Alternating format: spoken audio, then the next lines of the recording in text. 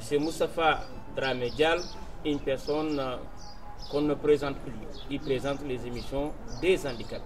Aujourd'hui, nous l'avons trouvé au siège des handicapés, si à Rufisque.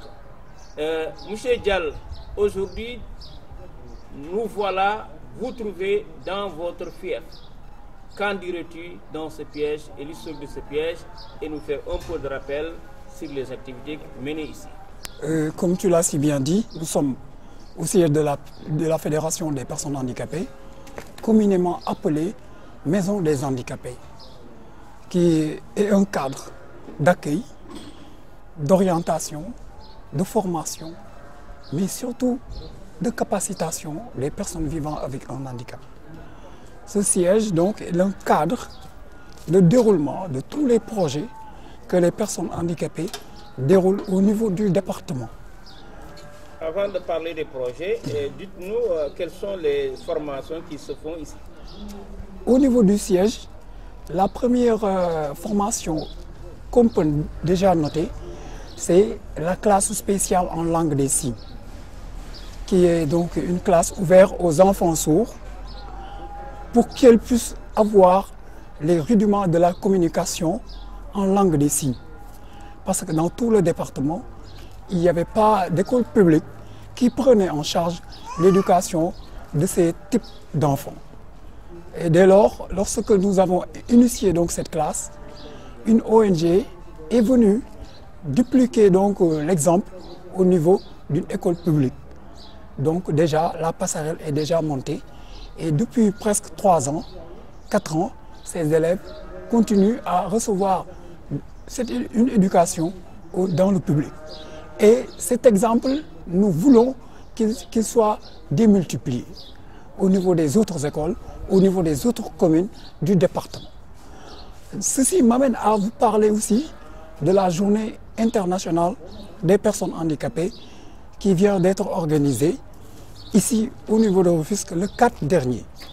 Cette journée portait sur le thème l'importance de l'éducation inclusive des enfants malentendants et des enfants sourds. L'intérêt donc d'un tel thème réside dans le fait que beaucoup de parents, avant donc de leur exposer donc ce cas de figure, ne pouvaient pas comprendre que un enfant sourd pouvait bénéficier d'une éducation.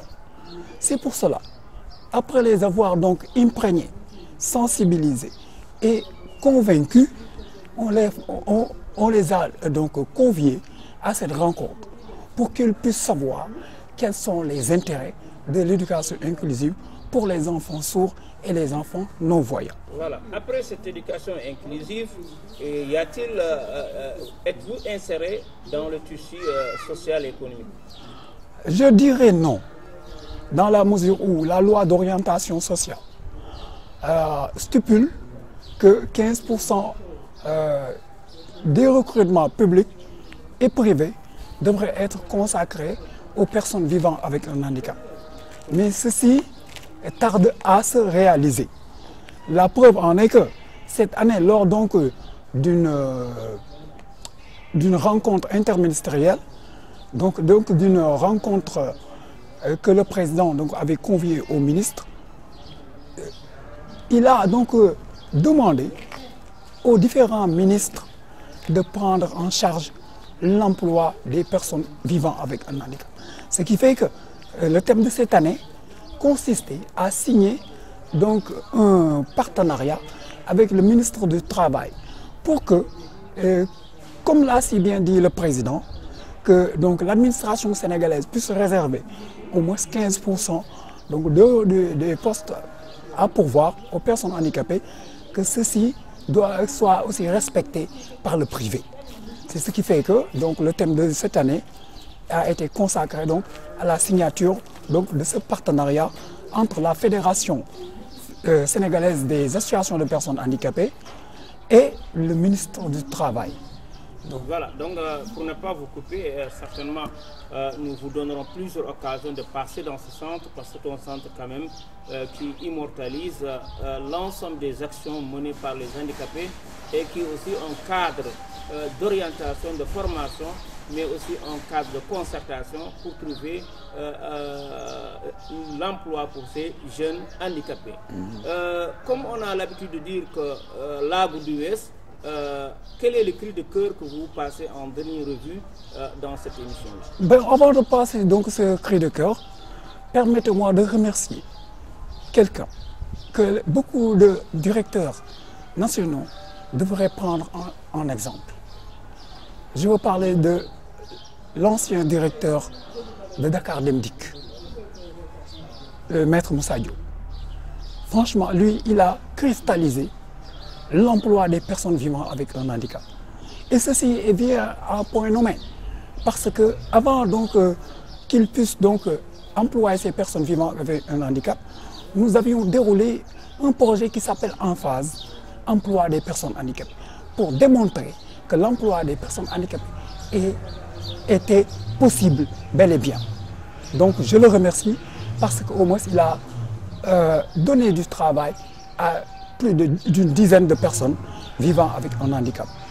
Notre cri de cœur donc est orienté vers le président de la République. Parce que je sais que lui, c'est lui qui peut cristalliser donc cet appel. Parce que ces ministres dépendent de lui. C'est à lui tout seulement de faire de sorte que ces ministres puissent appliquer les directives qu'il les a données. Et s'il n'y veille pas, donc ceci va tomber dans l'oreille d'un sourd, alors que nous sommes diplômés, nous avons fait nos dépôts depuis 2015 et nous peinons à trouver un emploi, alors que nous sachions que... Vous avez quel diplôme?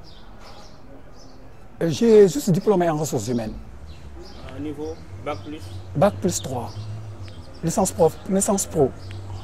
Donc, je dis, le président, s'il ne veille pas à l'application de cette directive, l'année prochaine, on sera à la même place pour crier et pour fustiger le même problème. Et je pense que lui, ce n'est pas ça qu'il veut. Il veut donner la chance à tout le monde. Il veut faire de sorte que ce qu'on appelle la discrimination positive soit une réalité au Sénégal. Donc, je dis, il faut qu'il veille à cela pour que ça soit réalisé. Il faut qu'il veille à cela. C'est la belle note que M. Moustapha Dramé Dial laisse entendre dans son émission Vision Africaine TV intitulée les difficultés des handicapés.